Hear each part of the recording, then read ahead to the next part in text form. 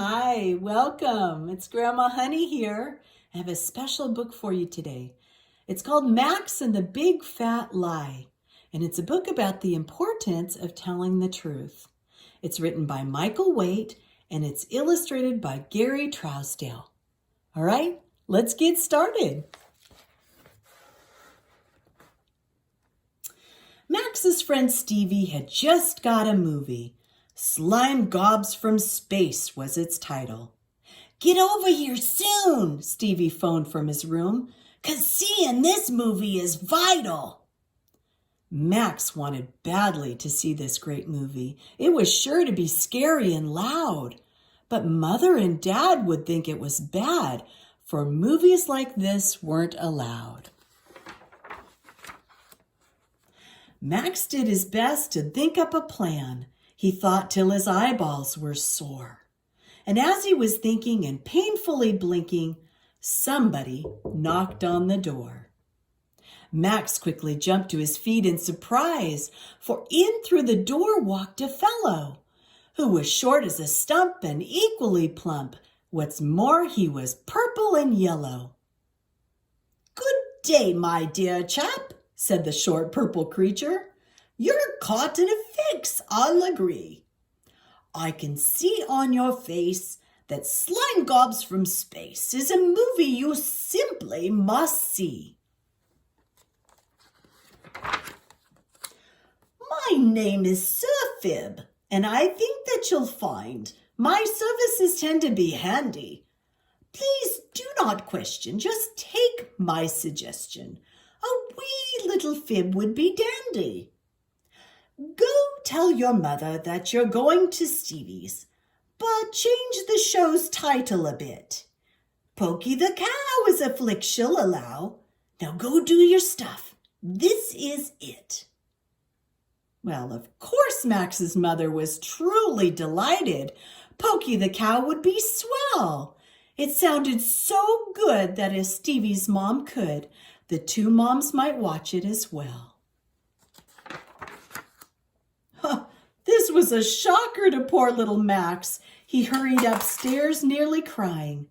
If Mom came along, the whole plan would go wrong, and Max would be punished for lying. Sir Fib looked disturbed as he listened to Max. He said, "This one's too big for me. But I have a friend for whom I can send. He'll know the answer. You'll see." So he opened the door and he whistled a note, and just took a second, not more, for a tall, lanky guy with a dark, shifty eye to quickly slip through Max's door. "Yo, kid," said the guy, "I'm Cleaver Deceiver, and Fib here has told me your story. I've got what you need, and I think you'll agree that deceiving should wipe out your worry. Yeah, go tell your ma that you just changed your mind, and you're going to play baseball with Stevie.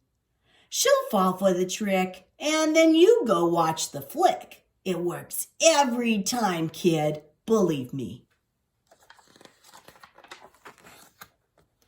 Max hurried off with his new improved lie, which Mother believed right away. She showed not a doubt, but when Max turned about, she had something awful to say. "Well, since you'll be playing with Stevie Malone," Mom mentioned while feeding the cat, "his mother and I could just visit a while. I've been meaning to stop for a chat." Max felt quite ill as he slithered upstairs. This was a problem indeed. If Mother dropped by, he'd be caught in his lie, which was growing as fast as a weed. Cleaver Deceiver turned terribly pale when he heard about Mother's new plan. "She's a foe I can't beat," he cried in defeat. "But I know a fella who can." He leaned out the door and, peering both ways, he called out, "Hey, yo, big fat lie!" And soon came a rumble, a thump and a stumble. that felt like a train rolling by. The creature was giant, all green and red spotted. It just barely squeezed through the door. And when it sat on the bed, the whole house shook instead, and the mattress sank down to the floor. "So this is the kid with the problem," it said. "A problem that I'll take away. My name's Big Fat Lie, and I'll tell you why. It's because I know just what to say.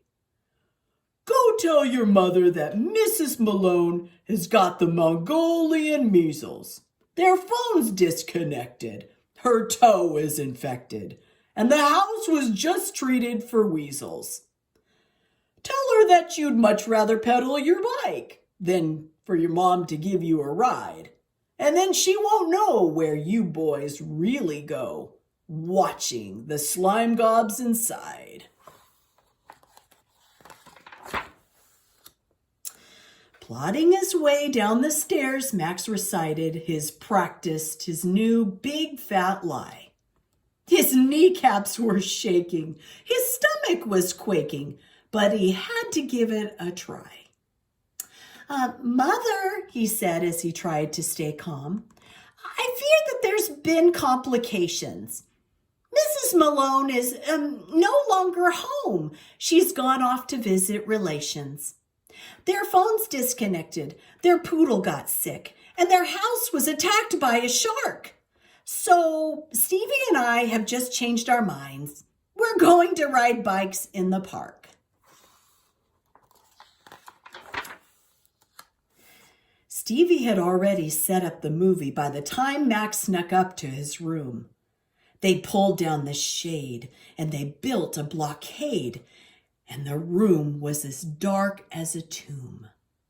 And each time he heard talking or someone's shoes walking, Max thought for sure he'd been caught.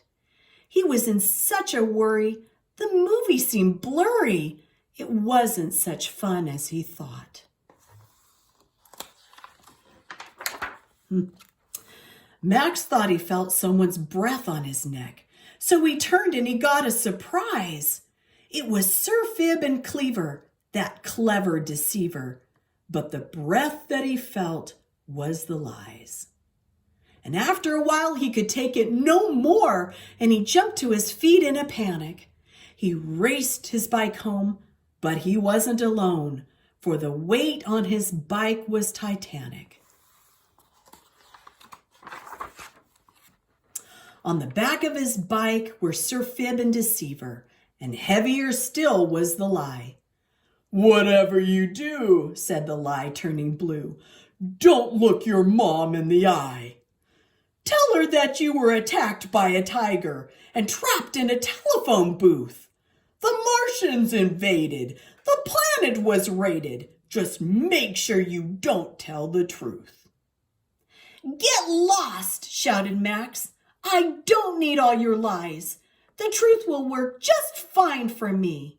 I'm finished with lying and sneaking and spying, so you guys just might as well leave." And at that very moment, in one mighty flash, the lie and his friends disappeared. Max felt more relieved than you could have believed, for now Max's conscience was cleared. Max told his mom of the lies that he'd made up and how he'd been sneaky and bad. He said he was sorry and that she needn't worry. He'd learned from the lesson he'd had. Mom never did let Max go see the slime gobs, though once in a while he'll still taunt her. But Max doesn't lie, and we all know why. A lie's like a big, ugly monster. Our Bible verse for today is found in Proverbs 12:22, and it says, "The Lord detests lying lips, but he delights in men who are truthful." And that's our story for today. Max and the Big Fat Lie, and the book about the importance of telling the truth. All right. Bye-bye until next time. Be blessed.